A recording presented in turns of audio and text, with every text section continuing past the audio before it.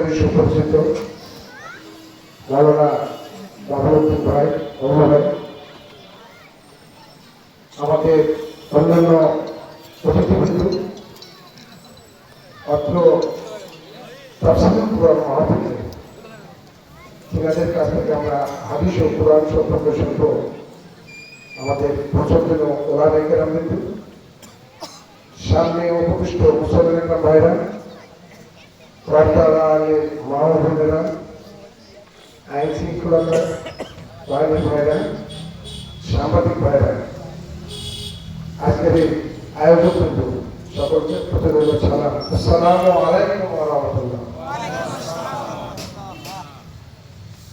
প্রিয় ভাইরা আমার, আমি বক্তব্যের প্রারম্ভে ধন্যবাদ জ্ঞাপন করছি যে আমাদের প্রতিবেশী গ্রাম সমাজপুর গ্রামে উত্তরে উদয়মান সদস্য, খুব কথা সুন্দর উদয়মান যারা, তাদের উদ্যোগে যে এত সুন্দর একটি আয়োজন, এই জন্য আমি অন্তরের অন্তঃস্থল থেকে ধন্যবাদ জ্ঞাপন করছি এবং কৃতজ্ঞতা জ্ঞাপন করছি। প্রিয় উপস্থিতি, আমরা তাফসীরুল কুরআন মাহফিলে কি করি? তাফসীরুল কুরআন মাহফিলে আমরা আল্লাহ প্রেরিত সর্বশ্রেষ্ঠ কিতাব আল কুরআন ব্যাখ্যা শুনি। তার সঙ্গে আমাদের শেষ নবী হযরত মুহাম্মদ সাল্লাল্লাহু আলাইহি ওয়াসাল্লামের জীবনী, অর্থাৎ যেটা হাদিস আকারে আমাদের কাছে আসছে, সেগুলো আমরা শুনি এবং ভবিষ্যতে সেটা আমল করার চেষ্টা করি। নিঃসন্দেহে একটি ভালো হতো, কারণ আমাদের এই দেশ মুসলিম অধ্যুষিত। এখানে অন্যান্য ধর্মের লোক আছে, কিন্তু আমাদের মুসলমান সম্প্রদায়ের লোকের সংখ্যা বেশি, শিখ ভাগেরও বেশি, নব্বই ভাগেরও বেশি। আমি বলতে চাই, শুধু এই ধরনের একটু তাফসীরুল কুরআন মাহফিল শুনলাম, বাসায় যা খোয়ালাম, পরদিন সকালে ভুলে গেলাম, তাহলে তো এত সুন্দর আয়োজনের পর দাম থাকলো না। দাম থাকলো কি? কোনো দাম থাকলো না।